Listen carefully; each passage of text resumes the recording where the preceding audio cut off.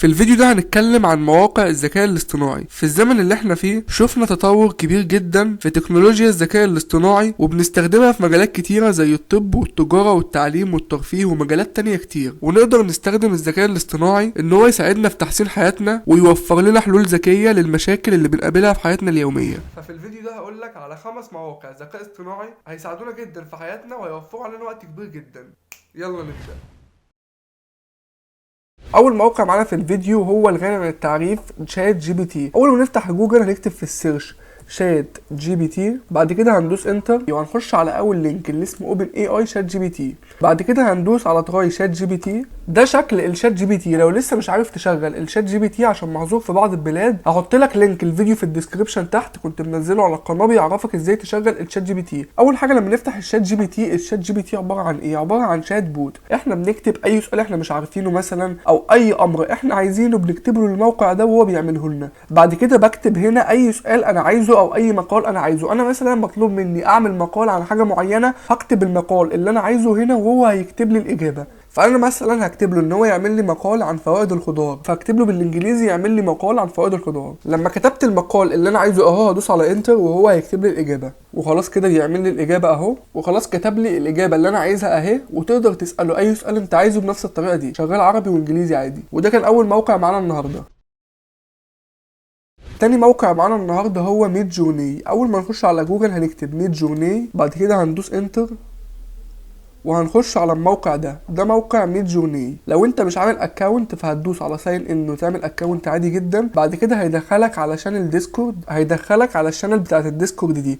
اول ما تخش على الشانل هتدوس على القناه اللي اسمها نيو بيز، اللي هي دي اللي اولها نيو، وهتكتب هنا في التكست التصميم اللي انت عايز تعمله. لو عايز تعمل مثلا لوجو، لو عايز تصمم ويب سايت، لو عايز تعمل بوك كفر، لو عايز تعمل اي تصميم تقدر تكتبه هنا وهو يعمل لك التصميم اللي انت عايزه بالذكاء الاصطناعي. فاول ما نخش هنكتب هنا سلاش، بعد كده هنكتب ايماجين، بعد كده هندوس على اول واحده وهنكتب في البرومبت دي التصميم اللي احنا عايزين نعمله. انا مثلا هقول له يعمل لي لوجو، اللوجو ده يكون بحرف الام بس ويبقى معمول بالابيض والاسود، فهكتب له اللي انا عايزه هنا. لما اكتب اللي انا عايزه هدوس على انتر وبيعمل لي اللوجو بتاعي هنا اهو. اللوجو بيحمل اهو، وخلاص كده اللوجو بتاعنا اتعمل اهو. بيجيب لي دايما لما اعمل اي تصميم 4 صور وانا اختار الصوره اللي عجباني. انا مثلا عجباني اول صوره دي فهدوس على يو 1، لو انا عجباني تاني صوره هدوس على يو 2، وهكذا. لو عجباني تالت صوره هدوس على يو 3، ولو رابع صوره عجبتني هدوس على يو 4. فانا هدوس على يو 1. لما دوست على يو 1 بيجيب لي الصوره لوحدها هنا اهو بيحمل، وخلاص كده لما دوست على يو 1 جاب لي الصوره لوحدها اهي. لو عايز احمل الصوره هدوس على الصوره، بعد كده هدوس على كليك يمين، بعد كده هدوس على سيف ايمج از، بعد كده هدوس على سيف، وخلاص كده الصوره اتحملت معانا اهي. هدوس على الصوره وخلاص كده الصوره اتحملت معانا، واقدر اعمل اي تصميم انا عايزه بنفس الطريقه دي. وده كان تاني موقع معانا النهارده.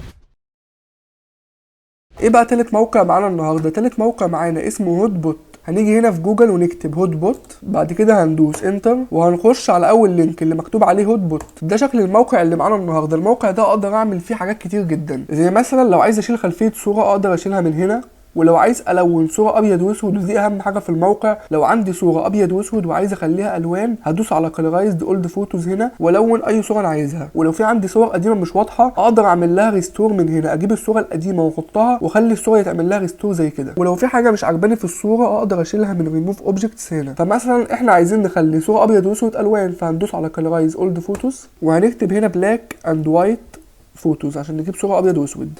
بعد كده هندوس على ايمجز، مثلا الصوره دي ابيض واسود اهي، فعايزين نخليها الوان، هنحملها الاول بس، ندوس على سيف ايمج از ونحمل الصوره سيف. بعد كده نيجي على هوت بوت وندوس هنا على ابلود ونحط الصوره اللي احنا عايزينها. بس انا عشان الصوره موجوده هي ومحملها فهاخد الصوره على طول دراج في المنطقه دي، وخلاص كده الصوره اتحطت. هنا دي الدرجات بتاعه الالوان، لو انا عايزها اللون خفيف شويه، لو عايز اكتر اللون كده. فانا مثلا عايز اخليها على 18 متوسط.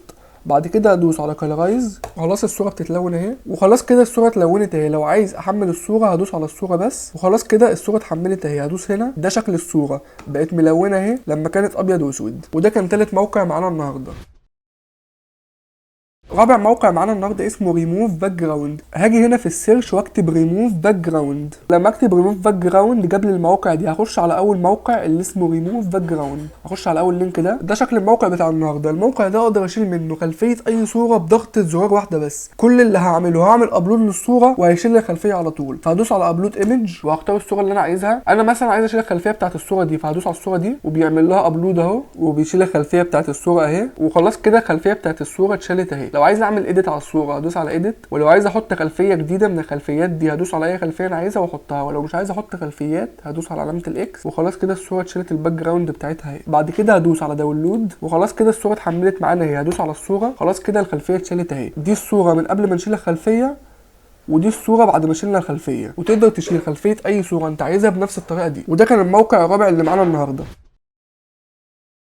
خامس واخر موقع معانا النهارده اسمه ريزيمبل. فهنكتب هنا ريزيمبل. لما نيجي في السيرش هنكتب ريزيمبل اي اي، بعد كده هندوس انتر وهنخش على اول لينك اللي اسمه ريزيمبل اي اي ده.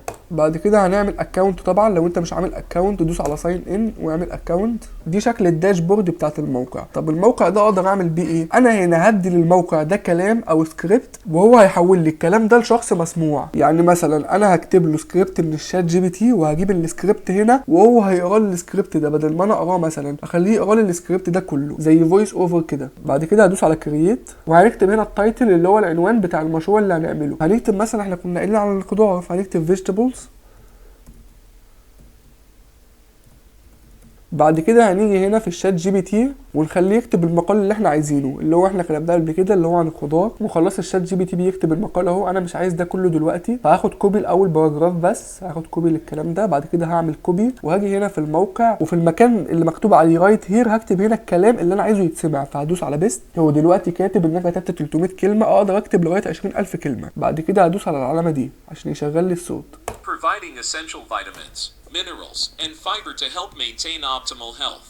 With a wide variety of colors, flavors, and textures, vegetables can be incorporated into meals in countless ways, making them a versatile and delicious addition to any diet. ولو عايز اغير صوت اللي بيتكلم اقدر اغيره من هنا. وبس كده، ده كان خامس واخر موقع معانا النهارده. لو عجبك الفيديو ما تنساش اللايك والفولو والشير. وده مش هيبقى اخر جزء، هيبقى فيه اجزاء تانية عشان في مواقع ذكاء اصطناعي تانية كتير مهمه لسه هنقولها في الاجزاء التانية.